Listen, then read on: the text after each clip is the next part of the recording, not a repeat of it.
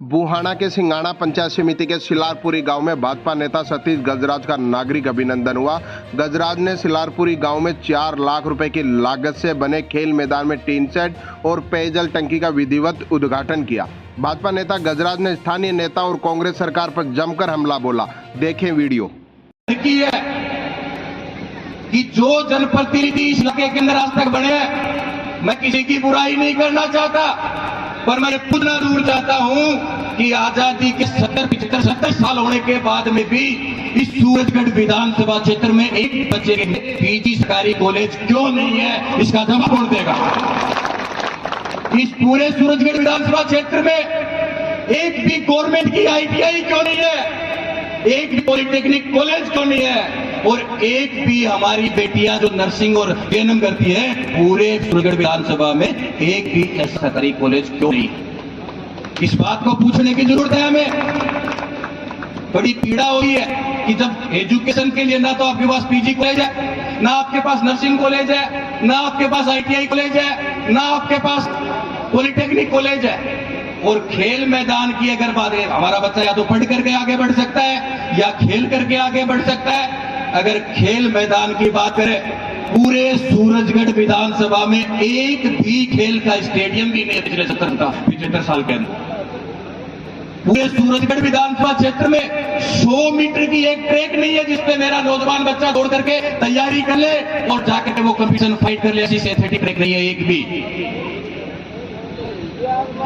कोई हमारा बच्चा कुश्ती खूब खेलते हैं, पर कुश्ती खेलेगा मिट्टी में, और आजकल कुश्ती होती किस पे है? मैट पे। जो बच्चे या मिट्टी में तैयारी करते हैं वो वहां पहुंच नहीं पाते हैं और वहां जाके उनके कदम नहीं मिला पाते हैं। यही स्थिति कबड्डी की है। एक भी कबड्डी की मैट ऐसी नहीं है जिसपे हमारे जवान बच्चे तैयारी कर सकते हैं। और ये नेता बड़े हाजिरिया भरवाते हैं कि हमने ये कर दिया, हमने ये कर दिया। मैं पूछना चाहता हूं, जब हमारे घर के अंदर जवान बच्चे, उनके पढ़ने की व्यवस्था आपके पास नहीं है, खेलने की व्यवस्था आपके पास नहीं है, तो इसके ऊपर ध्यान देने की जरूरत आप सब लोगों को है। और अगर जो सही बात है तो जोरदार ताली बजा के इसका समर्थन कीजिए।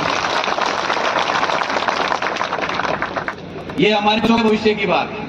2018 के बाद में लगातार 20 से लेकर के कुंभाराम लिफ्ट कैनाल का नाम खूब सुन रहे हैं, और आपने बराबर का महीने डोसी का पहाड़ तक पीवण को पानी फिल्टर हुएड़ो चढ़ को, और शिलार परिसर लेकर के ये आखिरी छोर है इस विधानसभा का, और लास्ट छोड़ के सोनू जी बैठे वो आखिरी छोर है। कोई गांव ऐसा नहीं है जो ये कह दे छाती पे हाथ रख के कि हमारे पीने के पानी की व्यवस्था पूरी सही है। उसके बाद में भी ये नेता घूम रहे। आप लोग करते क्या हो? मेरा आप सबसे निवेदन है, सड़कों की स्थिति, भैया सड़क तो सबसे बड़ी खराब, आपने रेडियो ताजा तो छानने कोई ना कोई बात है। सड़कों की स्थिति भी यही है। जब सड़क हमारे पास नहीं, पानी हमारे पास नहीं, और अस्पताल की अगर बात करें, पूरे झुंझुनू जिले में खेतड़ी के अस्पताल को भी उपजिला अस्पताल बना दिया, सीकर में बड़ा अस्पताल था, झुंझुनू नवलगढ़ वाले अस्पताल को भी उपजिला अस्पताल बना दिया, चिड़ावा का अस्पताल भी उपजिला अस्पताल बन गया, पर सूरजगढ़, सिंगाना और बुहाना के अस्पताल में डॉक्टर नहीं मिलता। जब हमारा कोई गांव का व्यक्ति, ना उसके बच्चे पढ़ सकते हैं, ना उसका बच्चा खेल सकता है, ना उसके पास पानी पीने के लिए है, और ना ही उसके पास चिकित्सा सही से है, तो पचापा बैठा क्या ले है, बात को पर सोचने की जरूरत है आप सब लोगों को भी। मुझे मैं आपके बीच में एक निवेदन करने के लिए आया कि सामान्य जिला परिषद का मेंबर बढ़ाने के बाद में भी 75 लाख रुपए से ज्यादा के काम इस जिला परिषद के वार्ड नंबर 24 के अंदर या तो पूरे हो गए या चालू है, या फिर जिनको प्रस्तावित है वो व्यवस्था है।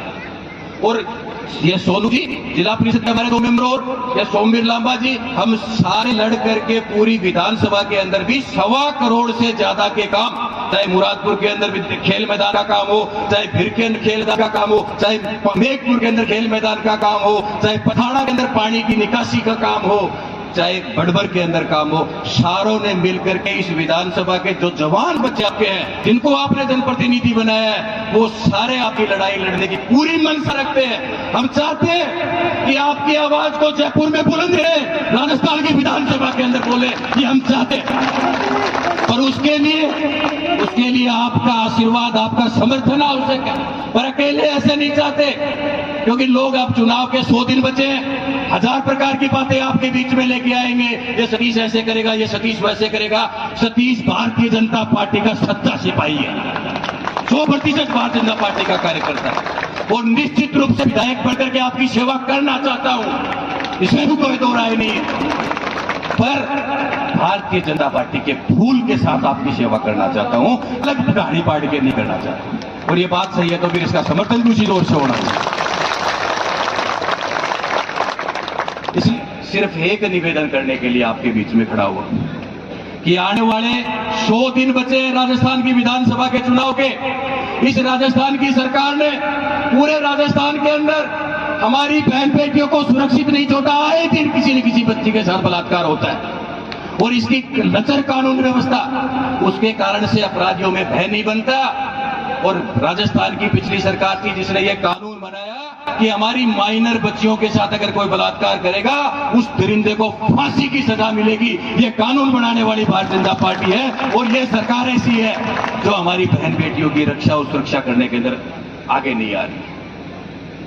राजस्थान की जब ये विधानसभा का 2018 का चुनाव हो रहा था, गोहाना के अंदर राहुल गांधी से लेकर के अशोक गहलोत से लेकर के सारे लोगों ने कहा था कि राजस्थान के लोगों, हमें एक बार आप वोट देकर के राज में बढ़ा दो, अगले 5 वर्ष तक हम बिजली का एक बिल का एक पैसा नहीं बढ़ाएंगे। कितनी बार तो बिजली का बिल बढ़ा, कितनी बार टैक्स लग गया और उसके बावजूद भी बिजली आ रही नहीं है। और जादूगरी देखो कि पहले जो बिल आता था उससे ज्यादा बिल आने लग गया, 200 यूनिट माफ भी कर रखी। अशोक गहलोत की जादूगरी अलग प्रकार की है। किसानों के लिए कर्जा माफी 10 दिन का महीने ही सगड़ा का सगड़ा कर्जा मुक्त होगा, फिर राहुल गांधी जी ने ऐसे गिन के कहा था। और युवाओं के लिए कहा कि आपको हम बेरोजगारी भत्ता देंगे, तो बेरोजगारी भत्तों को यह देगा कि खेतड़ी जाकर रोटी करके 4 घंटा का 2200 रुपया जाना, तो खेतड़ी जाके उल्टो आओगे तो मन्ना का 12,000 लगेगा, 2200 रुपया सरकार के लिए 10,000 रुपया घराना के पार्टी की सरकार ने दी थी। इसलिए आप सबसे मेरा आग्रह कि हम सब लोगों को मिलकर के एक मनसा बनानी चाहिए कि भारत के प्रधानमंत्री की सरकार से लेकर के इस सिलारपुरी तक सारी सरकार की लाइन एक हो और इस देश के विकास के साथ हम लोग जुड़े। 100 दिन बाद में आने वाले चुनाव में हमें ये नहीं देखना है कि फूल के निशान के पीछे नाम किसका है, हमें केवल और केवल ये दिमाग में रखना है कि हमारी बहन बेटियों की सुरक्षा करनी है, इस देश की रक्षा करनी है, हमारे सैनिकों का सम्मान बढ़ाना है।